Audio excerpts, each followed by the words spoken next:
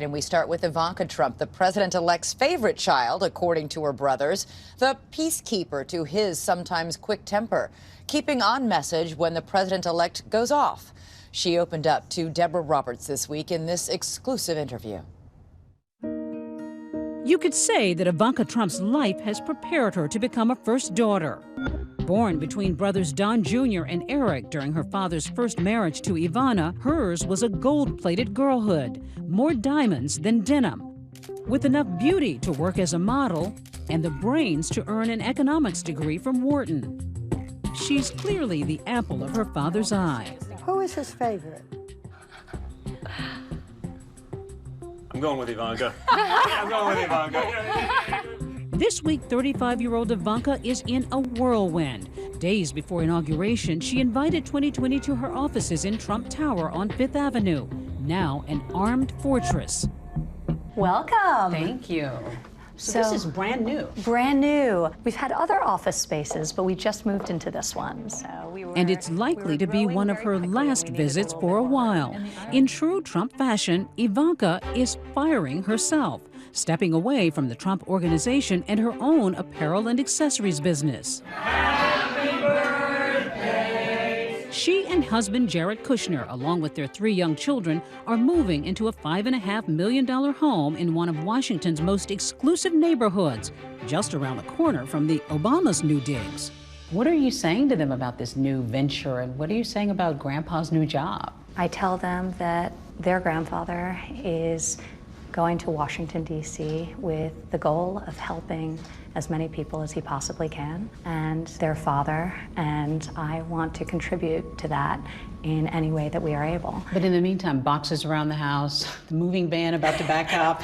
And that. We have boxes coming out of our ears, so we've got them piled up to the ceilings. Grab an apple! Ivanka's known to share private family moments on social media, the nurturing side of Washington's newest power couple. Apples we just picked from the orchard? Her Instagram filled with home videos and family photos. You can do it! You can do it! Ivanka Trump and her family accosted and harassed on a JetBlue flight by... But there's a downside to their new public life. She and her children were harassed recently by a fellow passenger on a commercial flight. Some guy went up to her and started giving her a hard time and told her that her father was ruining the country. Was that frightening? What was that like for you? And a lot of people were asking, what was she doing on a commercial flight anyway? Well, I think it's never okay to harass anyone, regardless of what your viewpoints are, especially when you're with children. But, I think that this is a new world, and I'm adjusting. Ivanka. She says that low point is overshadowed by the high moments, which began at Trump Tower in June 2015. Today, I have the honor of introducing a man who needs no introduction. Ivanka became a tireless booster for her billionaire dad. Ivanka joined her father overnight on the campaign trail. A regular on the campaign trail. Our next president and my father. That tight dad-daughter bond, coupled with news that Trump's wife Melania and son Barron won't move to the White House right away. The future First Lady Melania and her son Barron, we've learned, are expected to stay in New York at least through next spring. Has fueled speculation about Ivanka's role.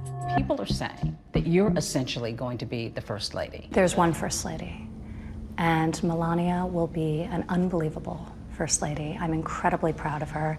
She is intelligent, warm, caring. She's a remarkable person. Will you have an office in the East Wing? Do you have a sense of what you think you want to carve out as a role? Today, my focus is really just moving to Washington, traveling around the country, and listening and getting great feedback on how I can add positive value. She says she's still figuring out her role, but it's clear Jared, her husband of 7 years, will be a key player. Like his wife, Jared knows a life of privilege. A Harvard grad, he too comes from a family who made a fortune in real estate, even more than the Trumps. The Kushners are an Orthodox Jewish family. Ivanka converted. Unlike her, she says her husband shies away from the spotlight. A lot of people don't know your husband. Give us a sense of who he is. I mean, he's the kind of the mystery guy in the background. He's a remarkable human being. He's kind and thoughtful. I feel in a lot of ways we got married pretty young by, I guess, New York standards, and I feel like we've really grown up together, and now we have 3 children, and he's an unbelievable father. Does he change diapers? He does, yes. He does? There will likely be fewer Pampers in his future. Kushner, named a senior White House advisor, is about to become one of the most powerful men in the West Wing.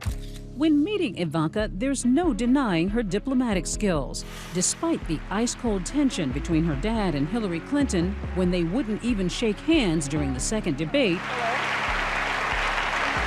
Ivanka and Chelsea Clinton found a warmer moment. She's a very good friend of mine. She's been a friend of mine long before the campaign, through the campaign. And you're still friends? Of course.